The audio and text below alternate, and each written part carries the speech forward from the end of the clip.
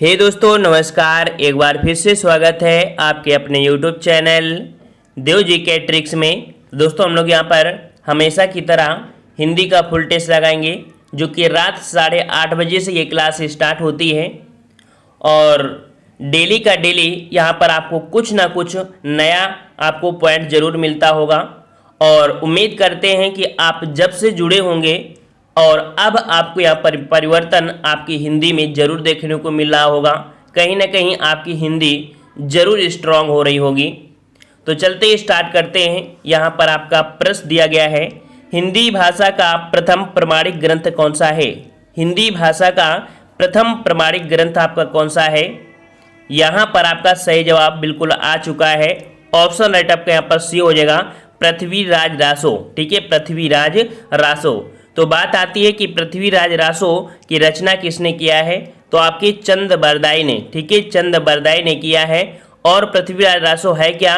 तो एक महाकाव्य है। ठीक है, महाकाव्य है जो कि पृथ्वीराज चौहान के जीवन चरित्र पर वर्णन आपको मिलता है आपके पृथ्वीराज रासो में, याद रखिएगा। और एक पॉइंट और बनता है इससे कि पृथ्वीराज रासो हिंदी के वीर रस का सर्वश्रेष्ठ महाकाव्य है। ठीक है, वीर रस का सर्वश्रेष्ठ महाकाव्य कौन सा है? तो आपका पृथ्वीराज रासो है। तो ये आपका पॉइंट हुआ। अगले प्रश्न की ओर बढ़ते हैं। प्रश्न आपसे कह रहा है, निम्नलिखित में से कौन सा हिंदी साहित्य का काल विभाजन नहीं है?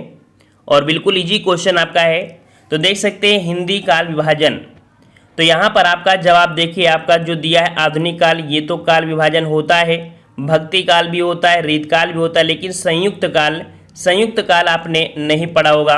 तो इस कारण से ऑप्शन आपका डी, यहाँ पर ये हिंदी साहित्य का काल विभाजन नहीं है। ठीक है, चलिए अगले प्रश्न की ओर बढ़ते हैं। प्रश्न आपसे अगला है कि क्रियापरक व्याकरणिक कोटि चिन्हित कीजिए। क्रियापरक व्याकरणिक कोटि चिन्हित कीजिए।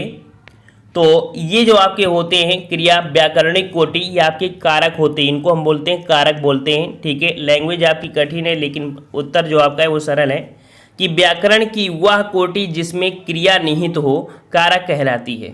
ठीक है, कारक का अर्थ क्या होता है कि करने वाला, अर्थात क्रिया को पूरी तरह करने में किसी न किसी भूमिका को निभाने वाला होता है। ठीक है, चलिए अगले प्रश्न को आते हैं। प्रश्न आपसे अगला है कि निम्नलिखित में से कौन सा वाक्य कर्मवाच्य दर्शाता है? कर्मवाच्य पूछा गया है। और कर्मवाच्य यहाँ पर आप देख सकते हैं कि जिस वाक्य में कर्म की प्रधानता रहती है उसे हम लोग कर्मवाच्य कहेंगे। यहाँ पर आपका दिया है मजदूरों द्वारा पेड़ काटा गया। यहाँ पर आपको देख सकते हैं कि कर्म प्रधान आपको मिल रहा है ना। मजदूरों द्वारा पेड़ काटा गया, यहाँ पर आपका जवाब ऑप्शन फर्स्ट यहाँ पर सही हो जाएगा। यहाँ पर कर्म आपको मिल रहा है। ठीक है, अगला प्रश्न दिया है कि मूल अकर्मक धातुओं के साथ प्रत्यय जोड़कर बनाई गई क्रिया धातुएं क्या कहलाती हैं? याद रखिए कि मूल अकर्मक धातुओं के साथ अगर हम लोग प्रत्यय जोड़ देते हैं तो उनसे जो क्रिया धातुएं बनती हैं उन्हें हम लोग क्या बोलते हैं? तो इन्हें बोलते हैं हम लोग, ऑप्शन सी हो जाएगा, साधित सकर्मक धातु। नया पॉइंट है, नोट कर लीजिएगा। ठीक है, स्क्रीनशॉट ले लिया करिए, बाद में कॉपी में नोट कर लिया करिए, क्योंकि ऐसा तो है नहीं कि आपको हर एक प्रैक्टिस सेट में एक ना एक नया पॉइंट ना मिले, है ना। तो स्क्रीनशॉट ले लिया करिए और बाद में कॉपी में नोट भी कर लीजिए।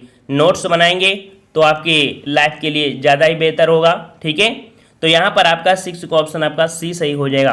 ठीक है, और अगले प्रश्न को आते हैं। प्रश्न आपसे अगला पूछा गया है कि सारंग ले सारंग चल कई सारंग की ओट, सारंग झीनो पाई के सारंग गई चोट। इस पद्य में कौन सा अलंकार विद्यमान है? तो यहाँ पर आपको देख सकते हैं कि कुछ पॉइंट आपको बिल्कुल से दिख रहे होंगे। कौन से पॉइंट आपको दिया है? सारंग। सारंग का प्रयोग जो आपका हुआ है वो आपका देख सकते हैं कि सारंग का प्रयोग एक से अधिक बार प्रयोग किया गया है, जिसका अर्थ आपका अलग अलग होता है। और जहाँ पर कई शब्द की आवृत्ति बार बार अधिक बार हो, है ना, लेकिन उनके अर्थ अलग अलग हों, वहाँ पर आपका यमक अलंकार होता है। ऑप्शन आपका यहाँ पर सी सही हो जाएगा। अगला प्रश्न पूछा गया है, जुगुप्सा का स्थायी भाव किस रस से संबंधित है? जुगुप्सा, और जुगुप्सा का स्थायी भाव होता है आपका, ऑप्शन राइट सी हो जाएगा, विभत्स हो जाएगा। ठीक है, क्या होता है? विभत्स होता है। कि जब किसी दृश्य को देखकर या याद करके मन में जुगुप्सा अर्थात घृणा पैदा हो जाए, तब आपको क्या होता है, वहाँ पर आपका कह सकते हैं विभत्स रस होता है। हमने आपको उदाहरण के तौर पर भी बताया था कि सिर पर बैठो काग आंख दो खात निखारत, है ना, ये चीज़ आपका होता है। अगला प्रश्न आपसे पूछा गया है कि निम्नलिखित में से कौन सा छंद प्रकार नहीं है। छंद का प्रकार इनमें से कौन सा नहीं है, 9 का जवाब आपसे पूछा गया है। तो आप देख सकते हैं छंद में आपने पढ़ा होगा चौपाई, दोहा और सुरठा, लेकिन दृष्टांत आपने नहीं पढ़ा होगा। ठीक है, दृष्टांत आपने नहीं पढ़ा होगा, ये अलंकार में आपको मिलता है, तो इस कारण से ऑप्शन आपका फर्स्ट हो जाएगा। अगला प्रश्न पूछा गया है कि दीर्घ संधि, गुण संधि, वृद्धि संधि, यण संधि व आयादि संधि के किस मूल भेद के अंतर्गत सन्निहित हैं। अर्थात ये जो संधियाँ हैं ये किस संधि के प्रकार होते हैं। तो सबको पता होगा कि ये जो आपके हैं वो स्वर संधि में होते हैं, क्योंकि स्वर संधि के आपके 5 पार्ट हो जाते हैं, उन्हीं में से ये आपकी है। ठीक है, तो ऑप्शन राइट जिसका बी आया है बिल्कुल सही है। अगला प्रश्न दिया गया है कि प्रश्न संख्या 11 और 12 उपयुक्त समास चिन्हित कीजिए। कह रहा आपसे पथ भ्रष्ट, पथ भ्रष्ट में कौन सा समास हो जाएगा। पथ भ्रष्ट अर्थात यहाँ पर देखो पथ से भ्रष्ट, ठीक है, पथ से भ्रष्ट अर्थात ये अपने पथ से अलग हो रहा है, और अलग हो रहा है तो यहाँ पर आपका क्या हो जाएगा, अपादान तत्पुरुष हो जाएगा, जो कि पंचमी तत्पुरुष समास होगा। ठीक है, ऑप्शन आपका यहाँ पर सी हो जाएगा, तत्पुरुष समास, या इसे हम लोग बोल सकते हैं अपादान तत्पुरुष समास, या इसे हम बोल सकते हैं पंचमी तत्पुरुष समास। ठीक है, समझ में आया ना, क्योंकि पंचमी कारक का प्रयोग यहाँ पर आपका हुआ है। अगला प्रश्न पूछा है अष्टाध्यायी, अष्टाध्यायी में समास क्या बनेगा। तो यहाँ पर देख सकते हैं कि अष्टाध्यायी मतलब होता है 8 अध्यायों का समाहार, 8 अध्यायों का समाहार। तो इस प्रकार से ये संख्यावाची है, और जब संख्यावाची होता है तो वो आपका द्विगु समास होता है। तो 12 का ऑप्शन राइट जिसका बी आ रहा है बिल्कुल सही हो जाएगा। ठीक है, जिस समस्त पद में पूर्व पद संख्यावाचक विशेषण हो वो आपका हमेशा क्या होता है, द्विगु समास होता है। अगला क्वेश्चन आपसे पूछा गया है कि सुमित्रा नंदन पंत को किस कृति पर ज्ञानपीठ पुरस्कार मिला था। सभी को पता होना चाहिए, प्रश्न आपका हमेशा से पूछा जाता है।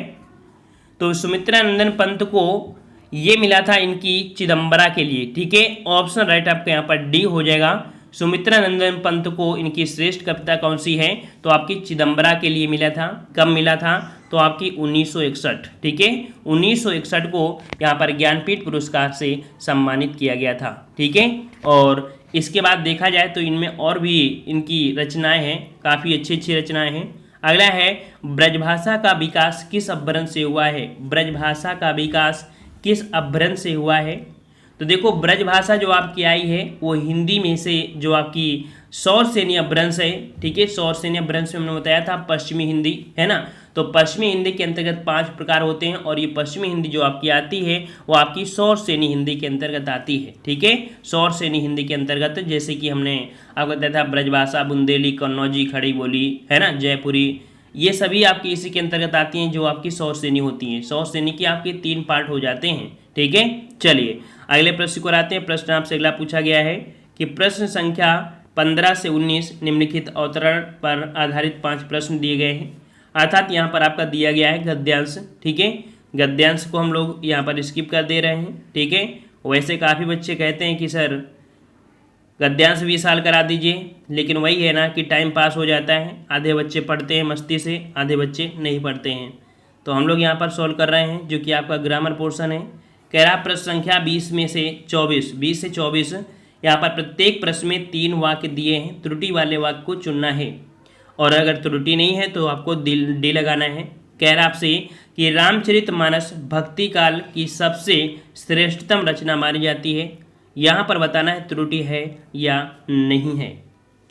तो ये प्रश्न तो आपने कई बार पढ़ा होगा, देखकर ही जवाब लगा सकते हैं। यहाँ पर देख सकते हैं कि रामचरितमानस भक्ति काल, ये तो सही है कि सबसे श्रेष्ठ, जब श्रेष्ठतम लगा हो तो सबसे लगाने की ज़रूरत नहीं होती है, अर्थात गलती आपके बी नंबर में हो जाएगी। यहाँ पर सिर्फ एक चीज़ का प्रयोग यहाँ पर कि श्रेष्ठतम पुस्तक हो जाना चाहिए, सबसे लगाने की ज़रूरत नहीं थी। ठीक है, अगला प्रश्न है कि ठंड के दिनों में प्रातः काल के समय सर्दी काफ़ी बढ़ जाती है, कोई त्रुटि नहीं है। तो यहाँ पर आपको बताना है त्रुटि है या नहीं है। तो यहाँ पर त्रुटि जो कि लगातार यहाँ पर जुड़े हुए हैं हमारे चैनल से, उनको ये प्रश्न बिल्कुल ईजी हो गया होगा, क्योंकि कई बार ये प्रश्न मिला है। और अब आप अगर लगातार यहाँ पर टेस्ट लगाएंगे तो 100% है कि हिंदी आपको सपने तक में याद आने लगेगी कि नहीं ये प्रश्न हम यहाँ पर लगाया था। समझ में आ रहा है ना? इतना ज़्यादा आप पढ़ लोगे कि हिंदी में कभी आपको दिक्कत नहीं होगा। तो यहाँ पर आपको आधा घंटा का समय देना है और आधा घंटे के समय में आपको यहाँ पर कह सकते हैं कि हिंदी जो बोझ होती है वो बोझ नाम की ख़त्म ही हो जाएगी। तो बस अपना टारगेट रख लीजिए कि आधा घंटा हमको देना है इस चैनल पर और हिंदी अपनी मजबूत होती रहेगी। तो यहाँ पर देख सकते हैं 21 को ऑप्शन राइट आपका क्या हो जाएगा।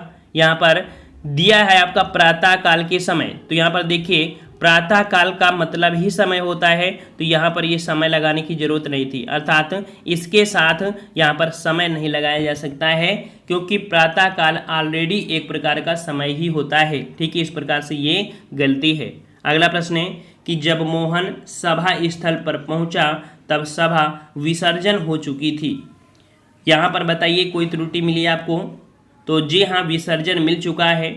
यहाँ पर देख सकते हैं सी नंबर क्या दिया है, विसर्जन। तो क्या आप विसर्जन आप बोलेंगे?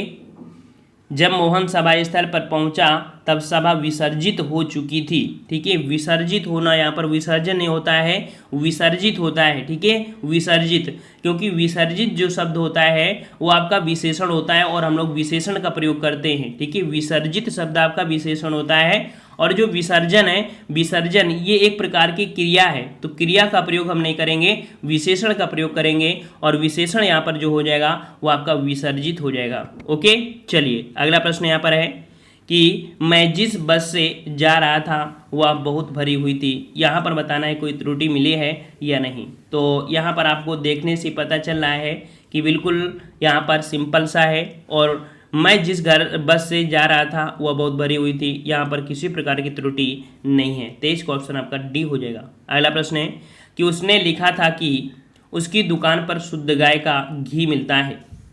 यहाँ पर 24 नंबर में आप देख सकते हैं शुद्ध, उसकी दुकान पर शुद्ध गाय का होता है घी या शुद्ध घी गाय का होता है। सबसे पहले ये कन्फर्म करो कि शुद्ध गाय होती है या शुद्ध घी होता है।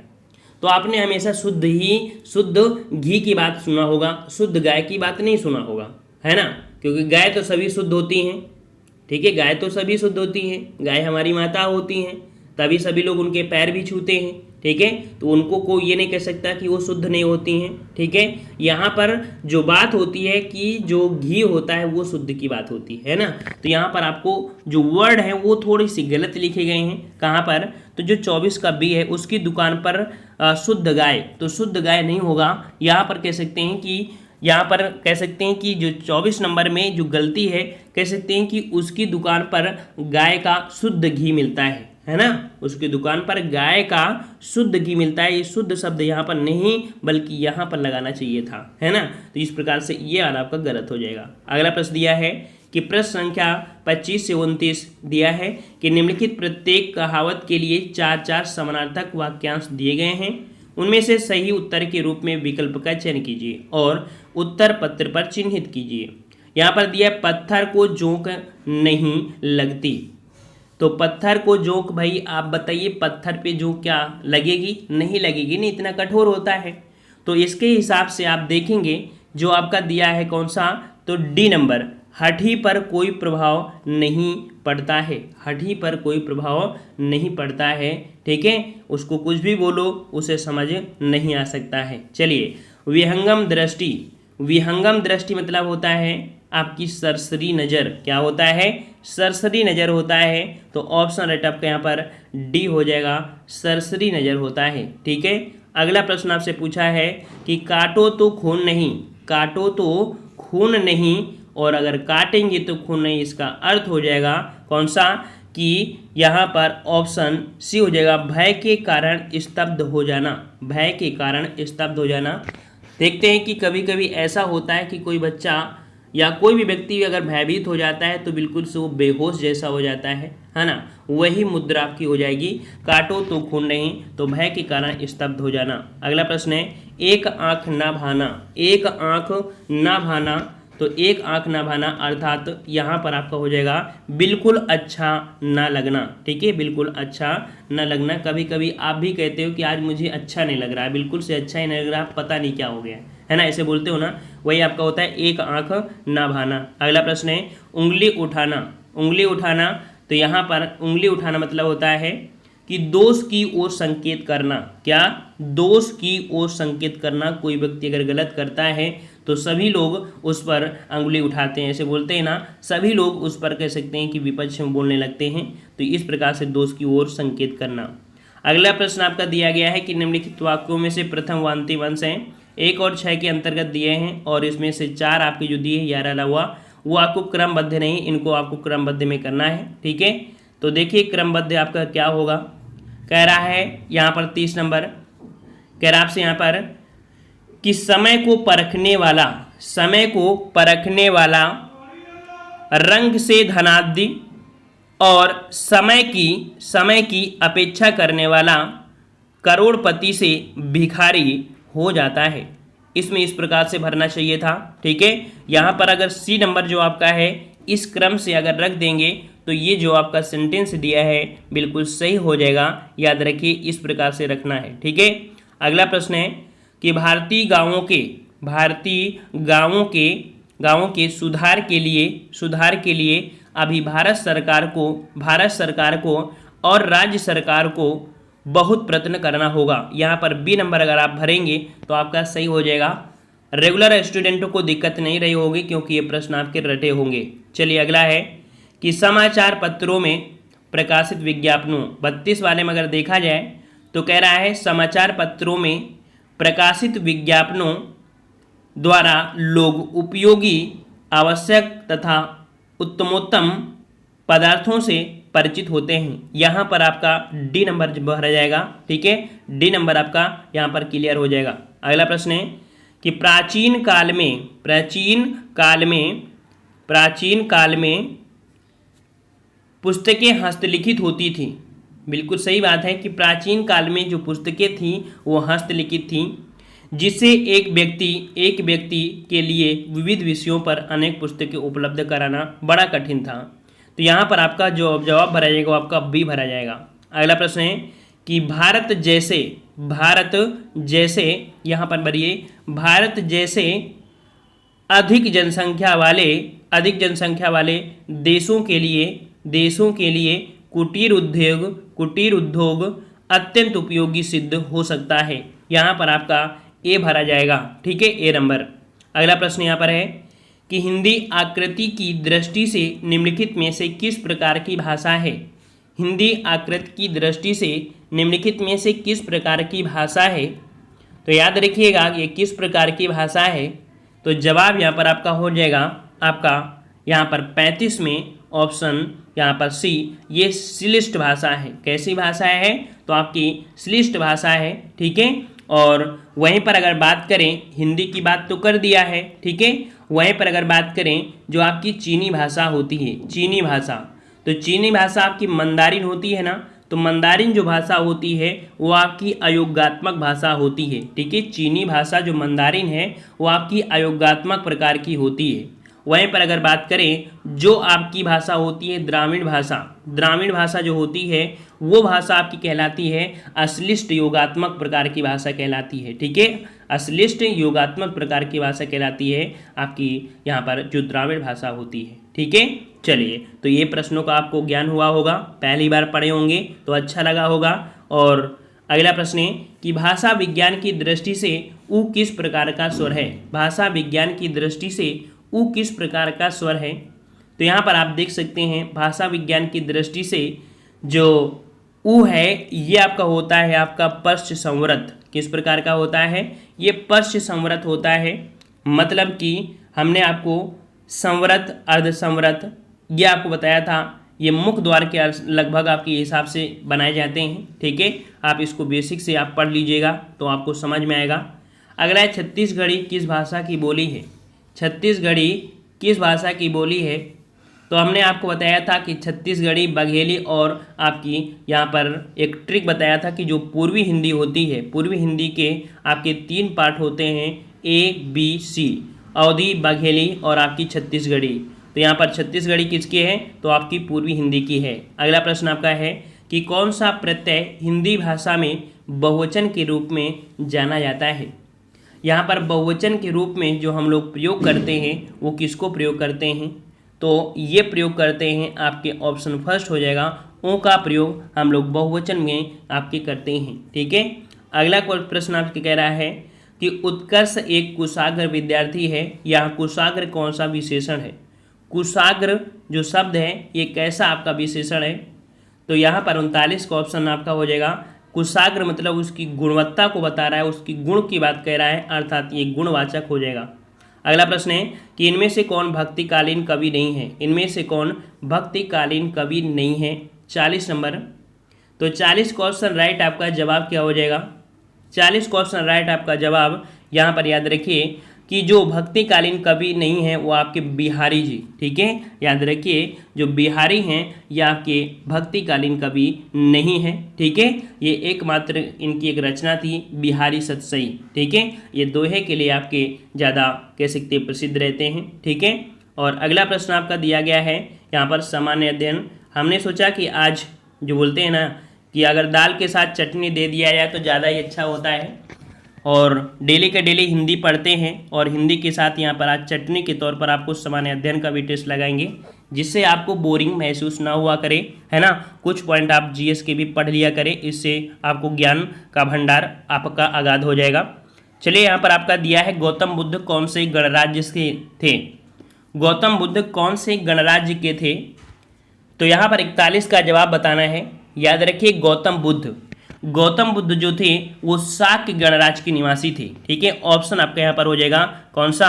यहाँ पर बी नंबर आपका हो जाएगा। ये शाक्य गणराज्य के निवासी थे। ठीक है, और यहाँ पर कह सकते हैं कि शाक्य गणराज्य जो है ये उत्तर प्रदेश के पूर्वोत्तर भाग जो नेपाल का तराई वाला है ना, वहाँ पर ये स्थित था। ठीक है, और अगले प्रश्न की ओर बढ़ते हैं। प्रश्न आपसे अगला पूछा गया है कि अकबर का मकबरा निम्नलिखित में से किस स्थान पर स्थित है? सभी का जवाब आना चाहिए। यहाँ पर जितनी तैयारी हिंदी में है उससे ज़्यादा तैयारी जीके में होनी चाहिए, तभी एग्जाम बिल्कुल क्लियर हो जाएगा। तो यहाँ पर 42 का ऑप्शन राइट आपका जवाब याद रखिए फर्स्ट हो जाएगा सिकंदरा। ठीक है, अकबर का मकबरा कहाँ पर आपके है? तो सिकंदरा कहाँ पड़ता है? तो आपके आगरा में पड़ता है। ठीक है, आगरा में पड़ता है, और कह सकते हैं इस मकबरे का निर्माण अकबर ने शुरू करवाया था, लेकिन बीच में ही अकबर की मृत्यु हो गई थी। समझ में आ गया ना कि सिकंदर ने ही मकबरे का निर्माण करवाया था अपने, लेकिन बीच में इसकी आपकी मृत्यु हो गई थी, जिसके बाद इसका पुत्र आया था जहांगीर, तो जहांगीर ने इसे पूर्ण करवाया था। समझ में आ गया। चलिए, अगला प्रश्न है भारतीय पुनर्जागरण का जनक किसे कहते हैं? भारतीय पुनर्जागरण का यहाँ पर जो जनक किसे कहते हैं? तो ये जनक कहते हैं आपकी किसके? तो आपके राजा राम मोहन राय को। ठीक है, राजा राम मोहन राय को कहते हैं। तो ऑप्शन आपका यहाँ पर सी हो जाएगा, राजा राम मोहन राय। अगला प्रश्न है कि गांधी इरविन समझौता किस वर्ष हुआ था? गांधी इरविन समझौता किस वर्ष हुआ था? तो 44 का ऑप्शन राइट आपका जवाब यहाँ पर आपका सही हो जाएगा कौन सा? गांधी इरविन समझौता आपका हुआ था 1931 में हुआ था। ठीक है, डेट भी याद रखिएगा कि 5 मार्च। ठीक है, 5 मार्च 1931 को गांधी जी और लॉर्ड इरविन के मध्य समझौता हुआ था। ठीक है, इसीलिए इस समझौते को गांधी इरविन समझौता के नाम से जाना जाता है। ठीक है, अगला प्रश्न आपका दिया गया है कि कौन से संविधान से राज्य के नीति निर्देशक विषय निर्देशित तत्व अपनाए हैं? अर्थात जो नीति निर्देशक तत्व हैं वो आपके कहाँ के संविधान से लिए गए हैं? तो ये लिए गए हैं आपके नीति निर्देशक तत्व आयरलैंड को हम लोग आयरिश बोलते हैं। ठीक है, आयरिश महिला आपने नाम सुना होगा, है ना। तो आयरिश संविधान या आयरलैंड से आपके लिए गए हैं, याद रखिएगा। ठीक है, अगले प्रश्न की ओर बढ़ते हैं। प्रश्न आपसे अगला पूछा है कि मौलिक अधिकार भारतीय संविधान में उल्लिखित है, अर्थात जो मौलिक अधिकार हैं वो आपके कितने हैं? तो ये आपके 6 मौलिक अधिकार हैं। ठीक है, कितने मौलिक अधिकार? 6 मौलिक अधिकार हैं। और मौलिक अधिकार भाग 3 में आते हैं। ठीक है, भाग 3 के अंतर्गत मौलिक अधिकार आते हैं, जो कि अनुच्छेद 12 से लेके 35 तक आपके होते हैं आपके मौलिक अधिकार। ठीक है, जिसमें से वर्तमान में 6 मौलिक अधिकार हैं। पहले आपके 7 मौलिक अधिकार हुआ करते थे। 7 मौलिक अधिकार में एक 7वां मौलिक अधिकार था जो आर्टिकल 31 में था, संपत्ति का अधिकार। संपत्ति के अधिकार को हटाकर उसे 300 के ए में उसे रख दिया गया है, इस कारण से अब 6 बचे हैं। ठीक है, चलिए अगला है कि भारत के राष्ट्रपति हैं। भारत के जो राष्ट्रपति होते हैं वो देश के संवैधानिक प्रमुख होता है, देश का संवैधानिक प्रमुख होता है। ऑप्शन आपका फर्स्ट हो जाएगा। वह भारत का प्रथम नागरिक होता है। राष्ट्र की एकता अखंडता मतलब राष्ट्र की एकता अखंडता एवं सुदृढ़ता को कह सकते हैं प्रतीक होता है। ठीक है, शासन संबंधी जितने भी कार्य होते हैं इसी के नाम पर होता है। और जो तीनों सेनाएं होता है उसका कमांडर राष्ट्रपति ही होता है। ठीक है, अगला प्रश्न पूछा गया है कि लोकसभा भारत की सदन का ग्रह है। लोकसभा, तो भाई लोकसभा बताना है कि भारतीय संसद का कौन सा सदन होता है, निचला सदन होता है या कह सकते हैं कि उच्चतम सदन होता है। तो याद रखिए लोकसभा भारतीय सदन का निचला सदन कहलाता है। ऑप्शन आपका यहाँ पर 48 से क्या हो जाएगा, फर्स्ट हो जाएगा निचला सदन। ठीक है, और ऊपरी सदन जिसे बोलते हैं उसे हम बोलते हैं, ऊपरी सदन को राज्यसभा बोलते हैं। ठीक है, राज्यसभा बोलते हैं। और अगले प्रश्न की ओर बढ़ते हैं। प्रश्न आपसे अगला पूछा है कि सूर्य का प्रकाश पृथ्वी तक कितने मिनट में पहुँचता है। सूर्य का प्रकाश, तो सूर्य का प्रकाश पृथ्वी तक पहुँचने में लगभग कितना समय लगता है। तो आपने पढ़ा होगा 8 मिनट कुछ करके आपने पढ़ा होगा, तो आपको एवरेज में लगाना है किसके पास लगा सकते हैं। तो देखो 14 मिनट तो लगा नहीं सकते, ना 2 मिनट ना 20 मिनट, तो लगा सकते हैं किसको, 8.3 लगा सकते हैं। ठीक है, तो ऑप्शन आपका यहाँ पर बी सही हो जाएगा। अगला प्रश्न है कि वायुमंडल की सबसे निचली परत को कहते हैं। वायुमंडल की सबसे निचली परत जो आपकी होती है वो किसे कहते हैं। तो हमने आपको बताया था कि वायुमंडल की आपकी 5 परतें होती हैं। पहली होती है आपकी क्षोभ मंडल, दूसरी होती है समताप मंडल, तीसरी होती है मध्यमंडल, चौथी होती है आपकी आयनमंडल और पांचवी होती है बहिर्मंडल। तो जो आपकी निचली परत होती है उसे हम बोलते हैं क्षोभ मंडल। क्या बोलते हैं, क्षोभ मंडल बोलते हैं। और समस्त मौसम संबंधी प्रक्रियाएं क्षोभ मंडल में ही होती हैं। ग्लोबल वार्मिंग संबंधी प्रक्रियाएं क्षोभ मंडल में ही होती हैं।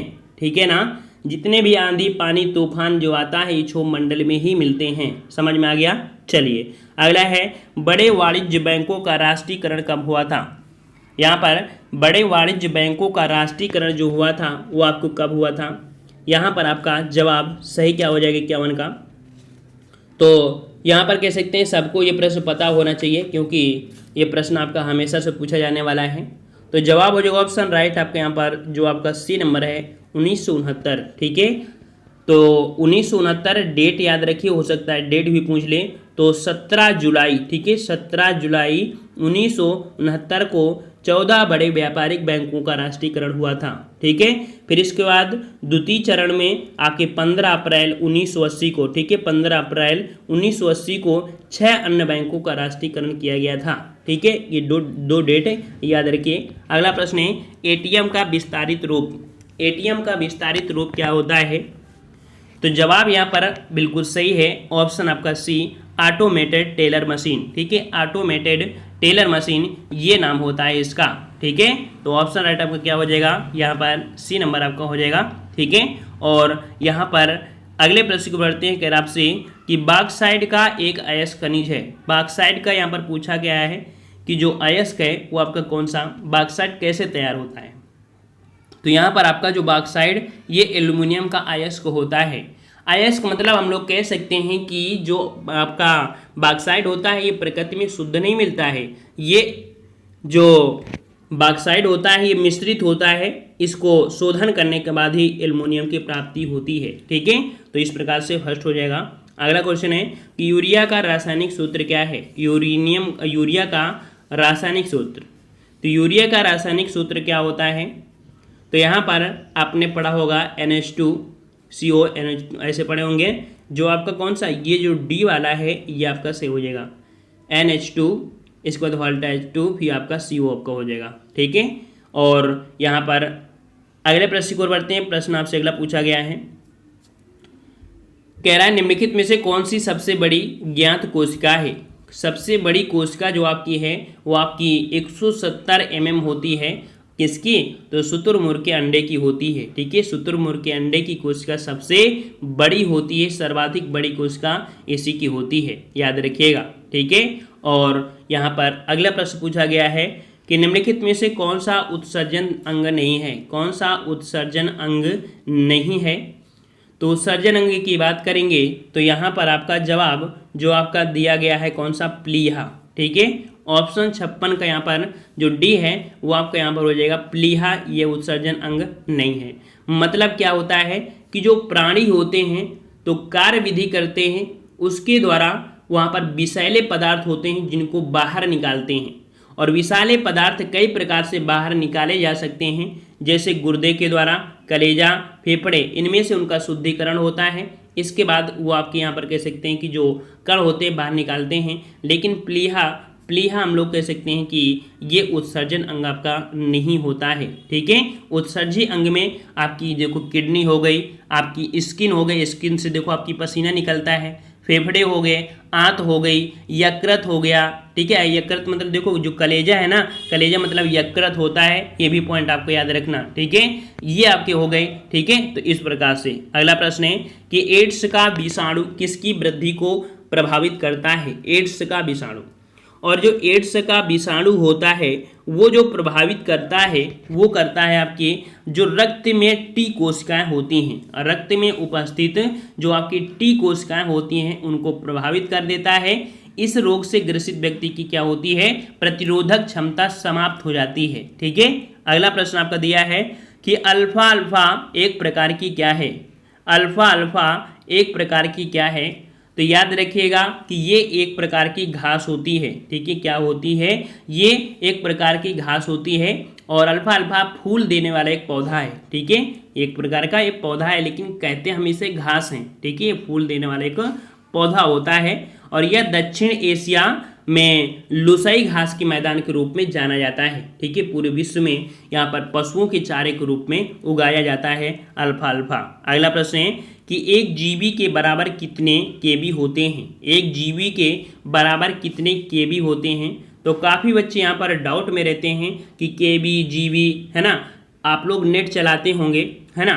तो एक एमबी बराबर कितना होता है? 1024 केबी होता है। ठीक है, और 1024 केबी की बात, 1024 एमबी की बात करेंगे तो 1024 एमबी में आपकी होती है 1 जीबी होती है। ठीक है, और 1 जीबी में आपकी होती है कितने? 1024 गुणे 1024 कर दीजिए तो आपकी केबी में परिवर्तन हो जाएगा। तो यहाँ पर ऑप्शन आपका जो सी है ये आपका सही हो जाएगा कि 1 जीबी बराबर होती है कितने केबी के, तो इसका गुणा इतनी बार करेंगे तो आपको यहाँ पर केबी प्राप्त हो जाएगा। समझ में आ गया। अगला प्रश्न है कि सिमलीपाल टाइगर रिजर्व किस राज्य में है? सिमलीपाल टाइगर रिजर्व किस राज्य में है? तो 60 का ऑप्शन राइट, आपका जवाब यहाँ पर सिमलीपाल राष्ट्रीय उद्यान आपके कहाँ पर है? तो ये पड़ता है आपके ओडिशा में। ठीक है, ओडिशा में पड़ता है, ऑप्शन आपका डी हो जाएगा। ओडिशा में एक जिला है, उड़ीसा में मयूरभंजन जिला। ठीक है, मयूरभंज जिला, तो मयूरभंज जिला आपका है, वहाँ पर ये आपका कैसे पड़ता है। ठीक है, और यहाँ पर कह सकते हैं कि जो उड़ीसा है तो उड़ीसा में एक झील है, उस झील का नाम क्या है? तो आपकी चिल्का झील है, उड़ीसा में है, जो कि तटीय खारे पानी की झील है। ठीक है, और अगले प्रश्न को बढ़ते हैं। प्रश्न आपसे अगला है कि डेजर्ट फेस्टिवल में आयोजित किया जाता है। डेजर्ट फेस्टिवल, जो डेजर्ट फेस्टिवल है ये जो आयोजित किया जाता है आपके जैसलमेर में। कहाँ पर? ऑप्शन बी हो जाएगा, या आपकी जैसलमेर में आपके प्रतिवर्ष जनवरी फरवरी माह में 3 दिनों तक ये मेला लगता है। ये सांस्कृतिक, एक प्रकार का सांस्कृतिक उत्सव है। अगला है घुमरा का लोक नृत्य है। घुमरा कहाँ का है? तो घुमरा है एक कह सकते हैं कि भारतीय राज्य जो आपका ओडिशा है। ठीक है, तो ओडिशा में एक जिला पड़ता है कालाहाड़ी जिले का प्रमुख लोक नृत्य है। ठीक है, तो ऑप्शन राइट आपका यहाँ पर फर्स्ट हो जाएगा, ओडिशा का हो जाएगा। ठीक है, अगला प्रश्न दिया गया है कि भ्रष्टाचार के अपराधों की विवेचना का अधिकार निम्न से किसको है? भ्रष्टाचार के अपराधों की विवेचना का अधिकार किसके पास है?